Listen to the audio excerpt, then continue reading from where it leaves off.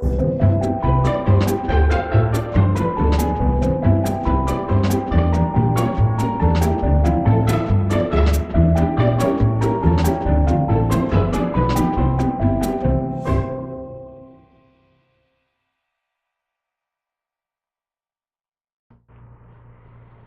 everyone, this is Christy from MyScrapbookEvolution.com.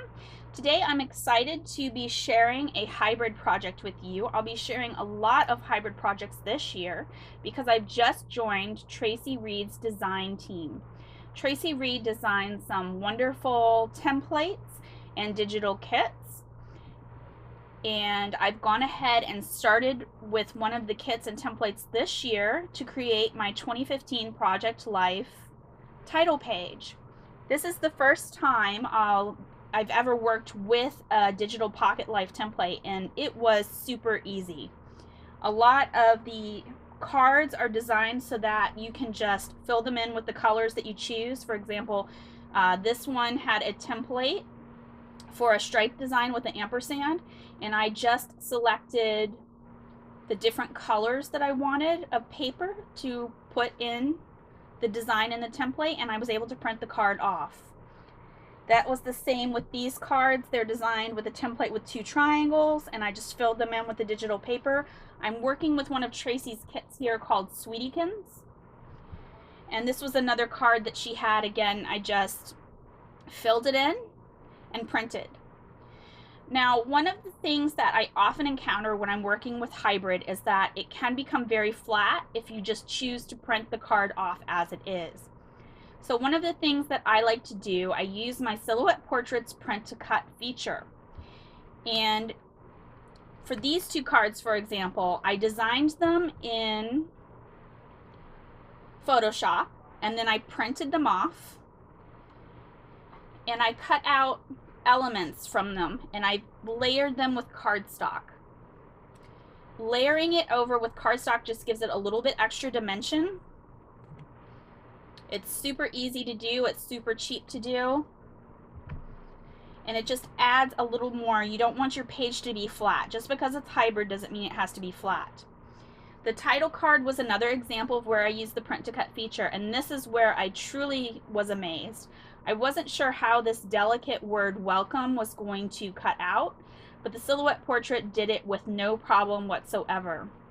I could have definitely printed it right to the card itself, but adding it separately just adds that little bit extra bit of dimension and natural shadowing.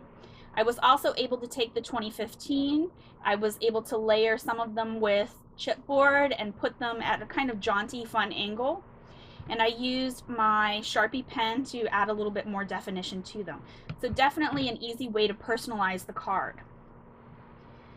Now there's also a couple of other cards here where I printed off embellishments, and I used, again, the print to cut feature.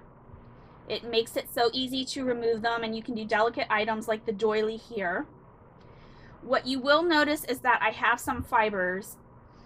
A lot of times when I am working with hybrid kits, I find that it's very difficult to print and cut items like twine or ribbon.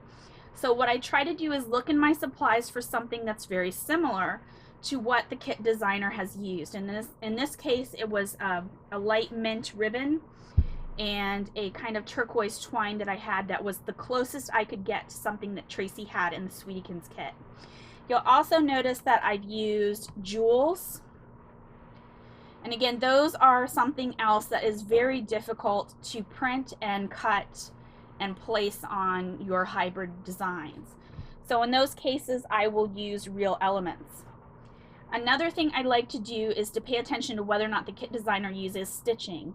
And in this case, I noticed Tracy's kit had, on these triangle cards, they had a double row of white stitching, and I really liked the texture, and I wanted to have that texture and dimension on my cards as well.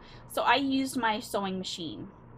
You can, of course, digitally place the stitching there and print it off, but to me it's just not the same.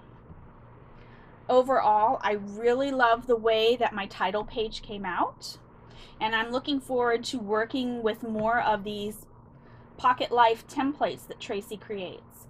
I will link up to the kit I used and to the template. This particular template is free right now at Sweet Shop Designs. So look for those links on my website, myscrapbookevolution.com.